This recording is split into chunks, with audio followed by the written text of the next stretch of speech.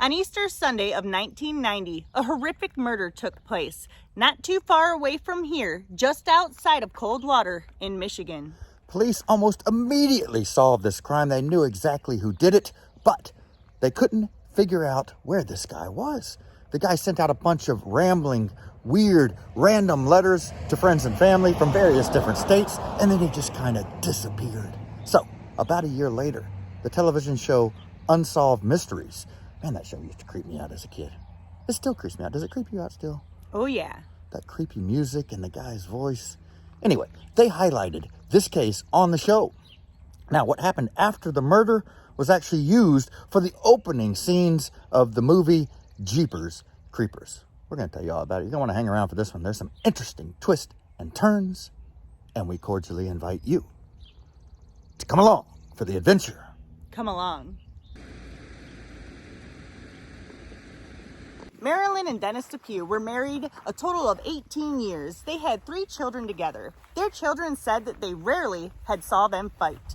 However, their marriage was deteriorating to the point where Marilynn decided to hire a divorce attorney.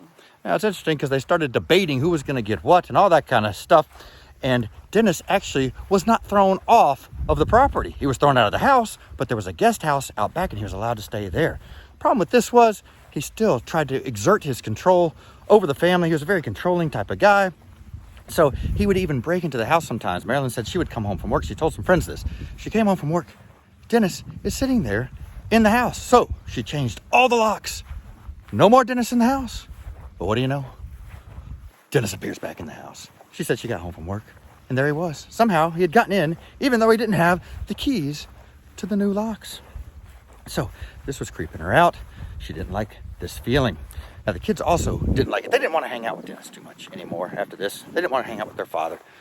So on that Easter Sunday morning, one of the kids said, "I'm not going with Dad." Then another kid, when Dennis shows up, says, "I don't want to go either, Dad."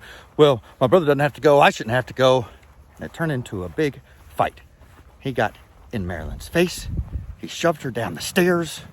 When they got to the bottom, apparently he hit her some more, but she was still alive. So he grabbed her, carried her up the stairs, told the kids, "I'm taking her to the hospital. Everything's fine." He left in his van, took off, ended up on this road right here.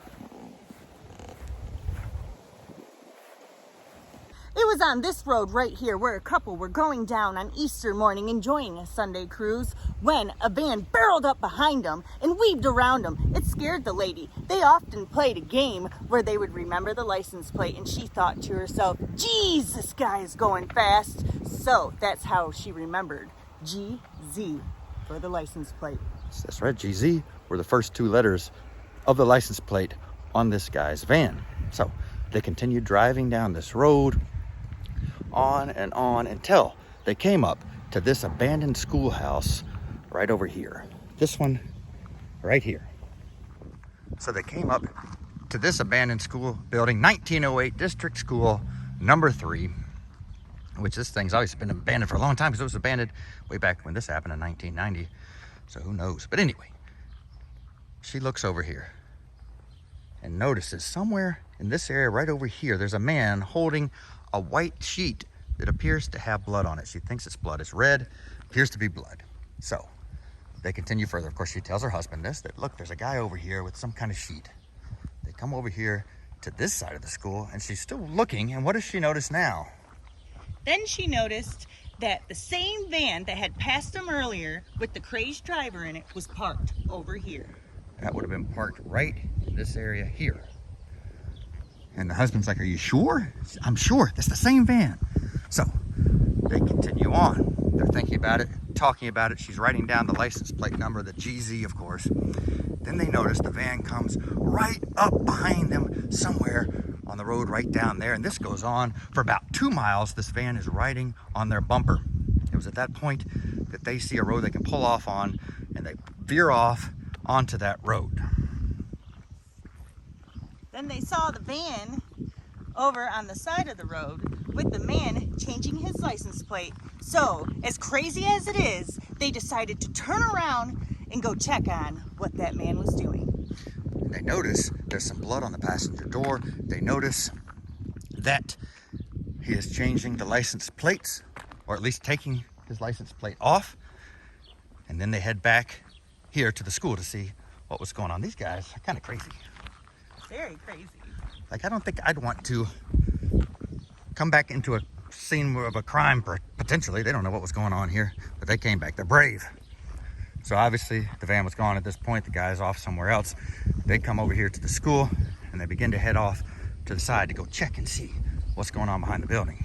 So then they walked out back here to the right side of the building.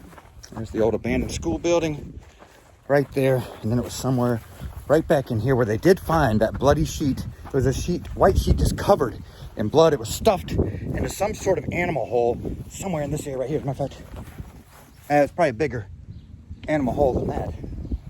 But anyway, it was somewhere right back in here where they found that bloody sheet. At that point, they made the wise decision finally and called the police. After the murder, deranged Dennis decided to write 17 letters to different friends and family trying to justify why he killed his wife. Those letters all came from 3 different states. Also, here at the school, police found tire tracks. They were able to match them to Dennis's van. They also were able to match the blood on that sheet to his wife as well. So they knew Dennis was the man guilty, but then Dennis was gone. No one knew where he was. So, of course, we told you earlier, Unsolved Mysteries highlighted the case. As it turns out, Dennis was going by a different name at this point in time, and he was living with a new girlfriend in Dallas, Texas. Apparently, he was actually watching that episode. So when his girlfriend came home from work, the episode was still on. He caught her up in the kitchen, said there was something wrong with his mother, and he told her to pack him some stuff, some sandwiches, some drinks, whatever, while he ran around the house, got his stuff ready, got ready to run out the door. She said he was trying to distract her, keep her in the kitchen, away from that TV show, away from the Unsolved Mysteries episode where she probably would have put 2 and 2 together and figured out who he was. But she still figured it out later that evening. She called the police, gave him the license number. They tracked him down, and they arrested Dennis. Now you may be asking yourself, geez, how does this tie into the movie Jeepers Creepers? GZ, how does it? Well, the beginning scenes of that movie Jeepers Creepers, which I think came out in 2001, 11 years later, were almost identical to the scenes laid out in that Unsolved Mysteries episode. You have the creeper in his crazy looking van thing coming down a road like this. He passes someone that he gets right up behind him.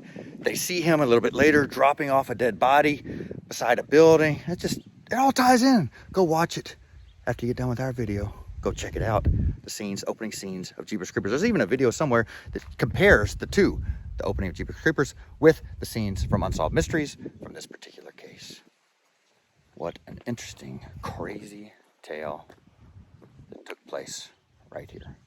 Y'all be sure to hit the like button, smash the subscribe button, and ring the notification bell so you can come along with us on future adventures. Come along.